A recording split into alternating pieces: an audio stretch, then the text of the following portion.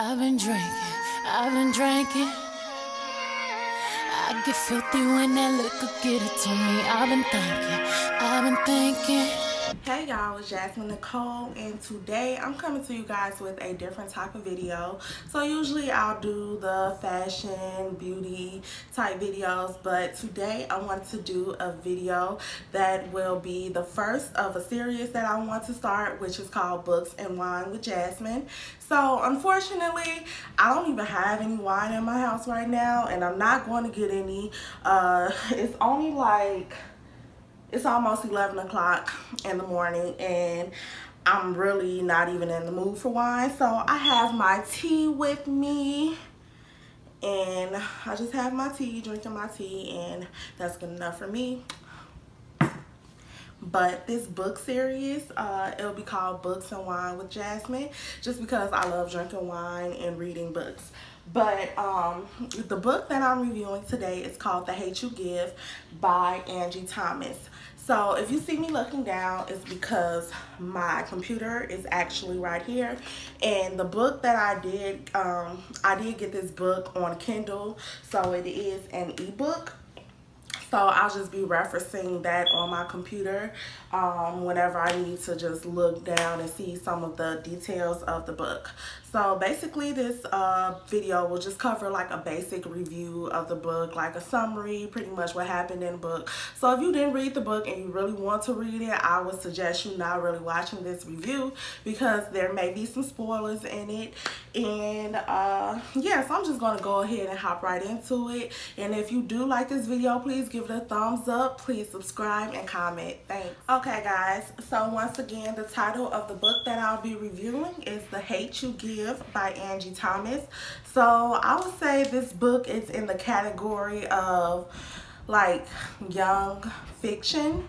So it is based off the Black Lives Matter movement. So it is like a situation where the main storyline centers around a guy, a young black teenager who had gotten shot by a white police officer, and it is told from the point of view of his friend, which is a young teenager, a black teenage girl who they grew up together and they were close at one point in time, but as they got older they kind of shifted apart a little bit, and like nothing happened, they just kind of grew apart. And so I'll go into the details why within the book. So the first part, so to be honest, I didn't think I would really like this book, seeing as though, I mean, all the stuff that's happening with the Black Lives Matter movement and, you know, police shooting these young black kids, it's a sad story and we hear it on the news every day. So I wasn't really that interested in reading a story about it because I figured it would be the same type of thing, like, okay, I see it on the news every day, I don't really want to read a story about it. But I love the perspective, seeing as though it was given the perspective from the young teenage girl who is not about that life by any means. She lives in the hood, but she's not hood at all. She goes to a private school with mostly white kids, and she's just not what you would describe as hood. So the first part of the book is just basically you getting to know the characters and the dynamic of everything. So the main character's name is Star. So Star is I'm not even sure. I think they live in California. I'm not even sure exactly where this book is located, because they tell you like the town names and everything like that, like the neighborhoods, but they don't really give you like the state or anything. So Star is a teenage girl. I believe she's 16 in the beginning of the book. So Star 16, the first part of the book is her at a party with one of her friends from around the way. So this is one of her like hood friends. So she's at a party and she's kind of uncomfortable because she's not used to that environment. She's not used to like hanging out at hood parties. So she's a little uncomfortable by that. So she's with her friend, what's her friend name? Kenya.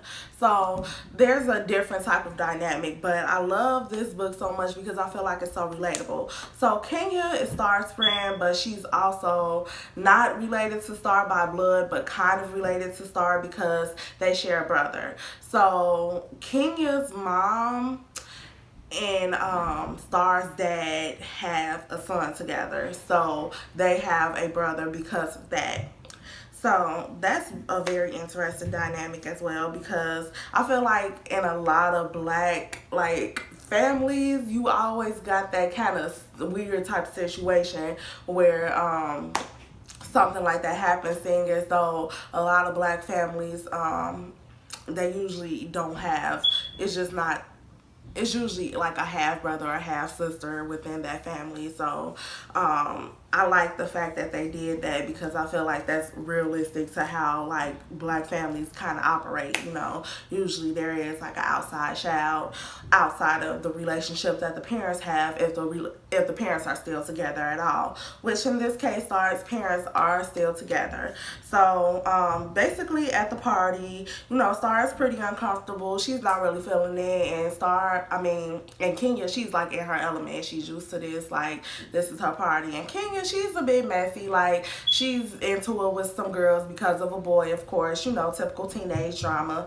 And she's just worried about that most of the night, and Star's just like over it. So basically at the party she sees Khalil. That's when Khalil is introduced in that first scene. So she sees Khalil and Star see each other, and you know, they're happy to see one another. They're childhood friends that grew up together. They're happy, you know, so they're talking or whatever, and you know, just catching up a little bit.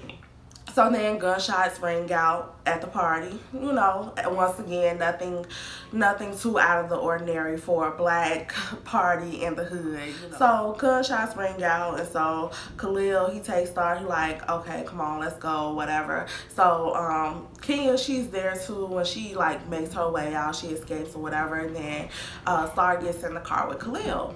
So Star and Khalil are in the car, and they're driving home, and they're just catching up and reminiscing and talking about all this stuff. So the first thing that Star is feeling a little guilty when she's talking to Khalil because Khalil is like hitting her with all this like hard shit that he's going through. So first of all, his grandmother who takes care of him has cancer. His mother isn't around because she's addicted to drugs, and you know, she's like a crackhead. So that's like, his story is just like super fucking sad because it's like, it's a typical story. Like I said, once again, it's nothing that we haven't heard before, but still it's sad as hell. So Khalil's mother is addicted to drugs. Okay, sorry y'all, like I just got a message on my computer. So anyway, Khalil's mother is addicted to drugs, so she's not around it. His grandmother has cancer, so she might not make it, which is, you know, super sad. And you know, he's basically having to hold everything down himself and be responsible for himself. So the first thing Star thinks is, you know, he has his money, you know, because I think he pulled out like a wad of money or something. She's like, where is he getting this from? So she thinks that he's selling drugs, and she's like, damn, you know, why he gotta be selling drugs? Like, I don't want Khalil to go down that path of selling drugs, like, you know. So she's just feeling a little guilty because she felt like she should have been there for him because he was dealing with all of this, and she was supposed to be his friend, but she felt like she was so caught up in her life with her, you know, rich white friends that she kind of neglected Khalil, who has always been like one of her closest friends since they were little. So they're in the car driving, so then they get stopped by the police. And as you guys can probably imagine, this is the part where Khalil gets shot. So they're in the car, they're talking, so the police pulls them over. They're both scared. Khalil, he you know, he's like keeping a straight head. He's trying to be brave for Star or whatever. And Star is just like, you know, she's scared. So basically, you know, the police tells Khalil to get out the car, blah, blah, blah. He does so. He complies with the police, does everything that the police tells him to do. And then, he's doing that, and so once he's getting out the car, he just turns to Star and he just asks her, was she okay? And when he does this, this is when he gets shot. So this is the part where I just like almost cried, because this story, like what I love about this book is there's so many parts that make you laugh, cry, smile, you know, just make you happy, make you sad, make you angry. It's so many emotions that you will experience when you're reading this book. So of course I was just like, man, you know, I knew it was going to happen because I knew that this is what this book was about. But just reading it and getting like the details from her point of view and how she felt about everything, it just was really sad. So basically, Star kind of, you know, she gets sick, you know, as she sees this, you know, she rushes out the car, she goes to Khalil and she holds him while he's bleeding out from his gunshot wound, and the police officer is still standing there pointing the gun at them. And yeah, it's just a really messed up situation. So basically the police officer, he sits there, he tells her not to move or anything like that. She's just sitting there, you know, crying, distraught, because her friend is dying in her arms. So fast forward, the police, her parents, everybody come or whatever. And so this is not the first time that Star has witnessed something like this. When she was younger, I think she was about 8 or 9, she had a friend who was, I can't think of her name right now, but she was a female friend who was the same age as her, and they were outside playing, and she actually got shot by a drive-by shooter. So she saw another friend get shot when she was younger. So to even imagine seeing somebody get shot, let alone seeing 2 people that you were close with get shot, and she's only 16, like, that's unbearable. But like, I couldn't even fathom that. I'm 26 now, so to see that maybe someone that's like that young has experienced so much trauma is just unthinkable. So of course throughout the book she deals with a lot of like issues, just trying to get her head right, just trying to get back to herself, to get back to normal life, and to trying to grieve through the situation. And like in some parts she blames herself. She wishes it was something more she could have done. She wishes she could have been there for him, but she was not able to. So fast forward, basically the media is trying to set Khalil out to be like a thug, like he's a bad guy, he deserves to get shot, he was mixed up in the wrong crowd. And then of course when he turned to Star to ask her was she okay, the police thought he was reaching for a gun. He thought that he had seen a gun in his car, so that's why he shot him, because he thought there was a gun. You know, the same typical ass bullshit. Like, yeah. So basically Star just had to kind of deal with this. You know, her family was there for her. Her family was very supportive. That was another thing that I really loved about the book, is her family dynamic. So she had her mom and her dad both in the same household. So the mom, she was a nurse, she was educated, you know, and the dad, he was very pro-black, very like pro like Malcolm X, like Huey Newton, all of those people he really looked up to. And he instilled that in his children, which I loved. I loved that dynamic. Like the mother and the father, like they were like bomb. They were like the struggling Claire and Cliff Huxtable, because they were, you know, still struggling, living in the hood, but they had that shit together. You know, they were smart and they taught and they instilled in their children the right values.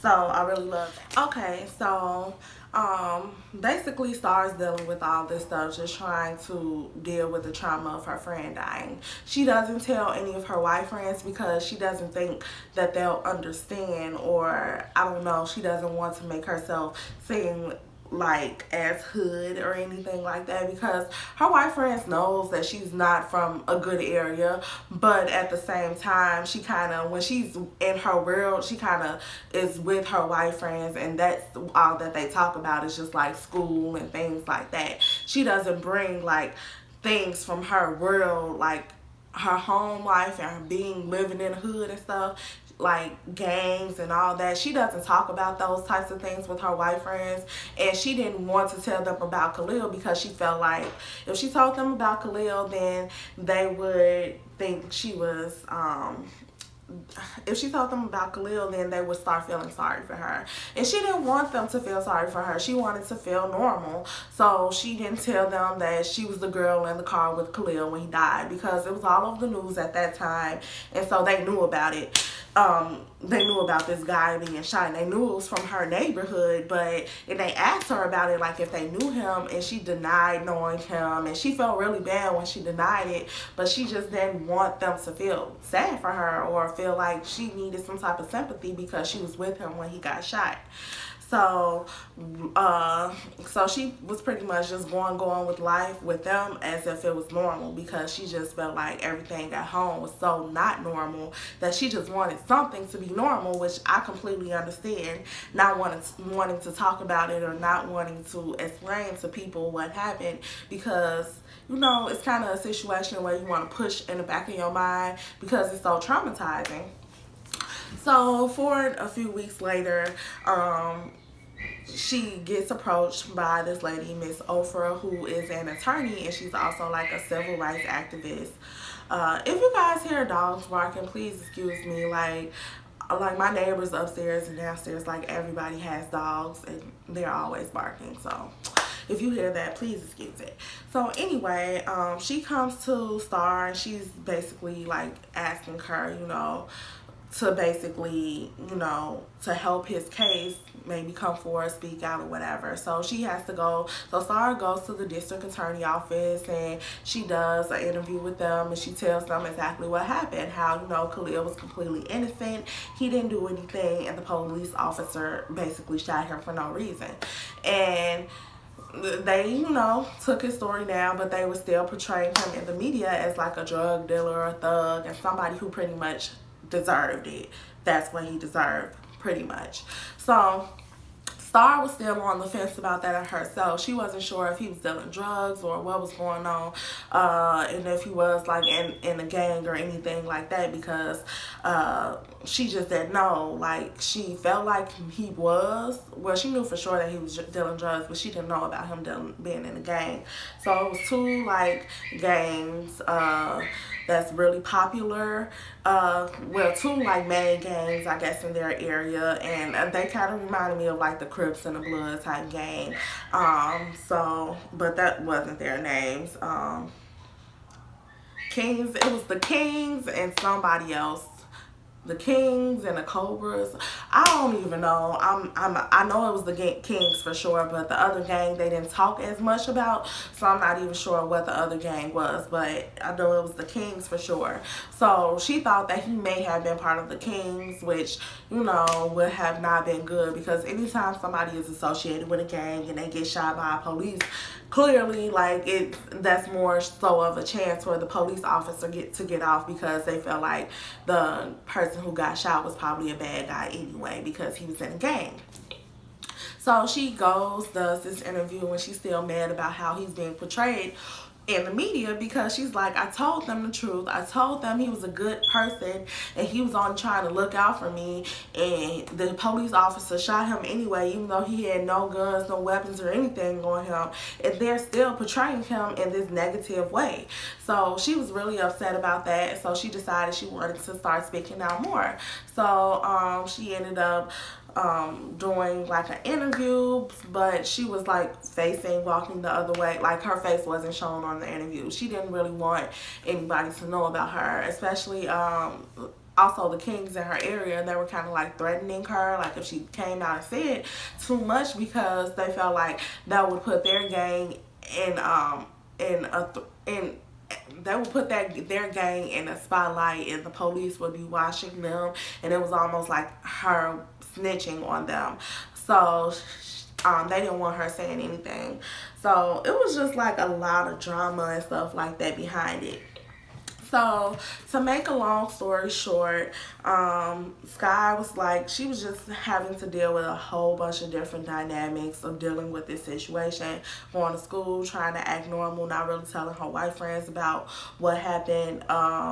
With Khalil, and then also trying to feel normal at home, and she was putting stress on her parents' marriage and their relationship, because the mother, she really wanted to move out of that area. She felt like they had enough money to move to a nicer area and get their kids out of that war zone.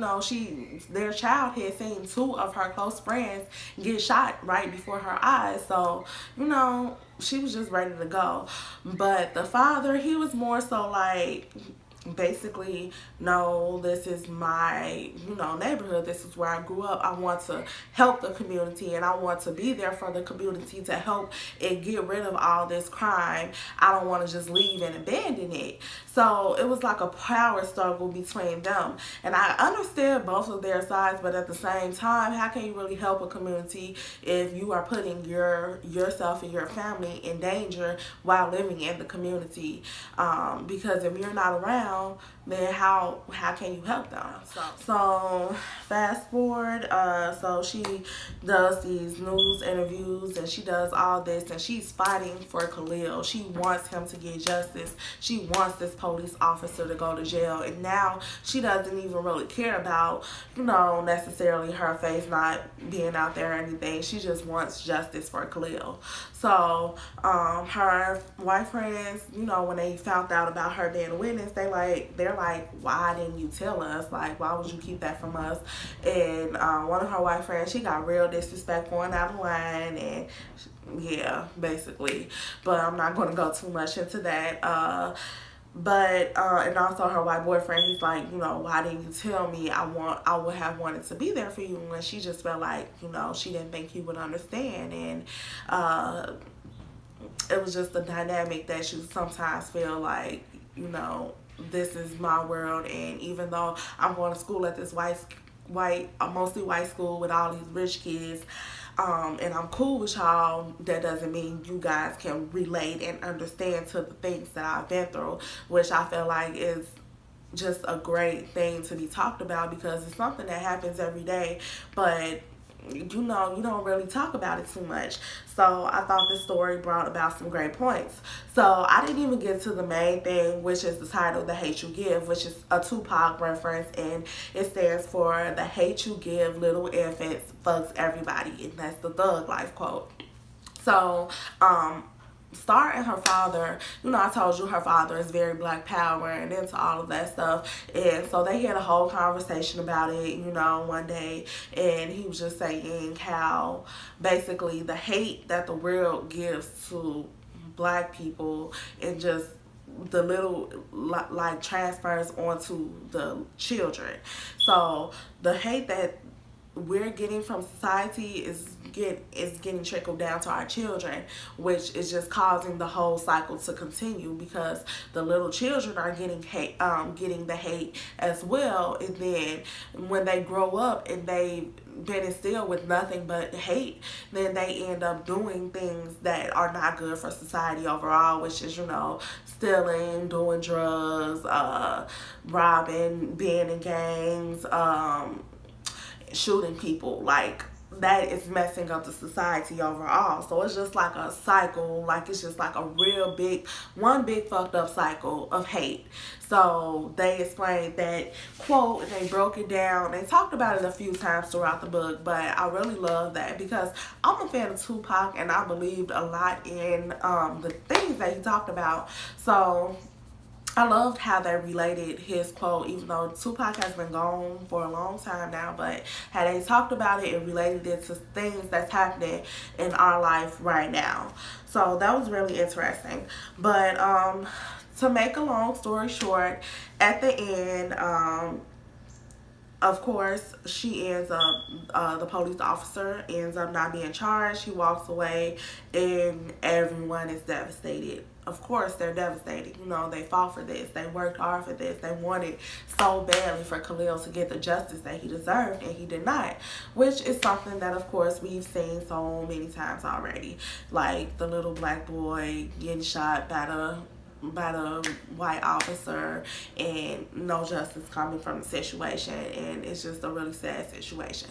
So they're rioting, they're going crazy, like they really, you know, like they're pissed. Like Star is exceptionally angry. Like Star is seen more so of a nice girl, quiet, kind of laid back. She's not really seen as the person that does like rioting and speaks up, but she did it. You know, she went out there, she rioted, she spoke up for what she believed in, because she was so angry and she was so hurt, and she saw him get shot, and she knew that he wasn't a bad guy.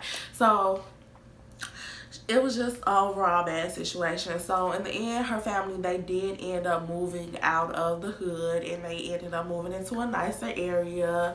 And the mom, she got like a job, like a promotion somewhere, and everything seemed all good. Like it was just a nice ending for the family, but it was still messed up because Khalil still did not get the justice that he deserved.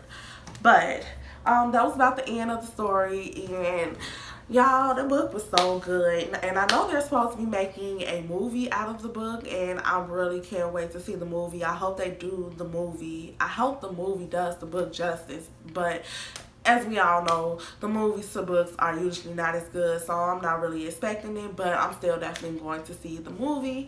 And once again, that was The Hate You Give by Angie Thomas. If you guys have not checked the book out, I promise you, you need to check this book out.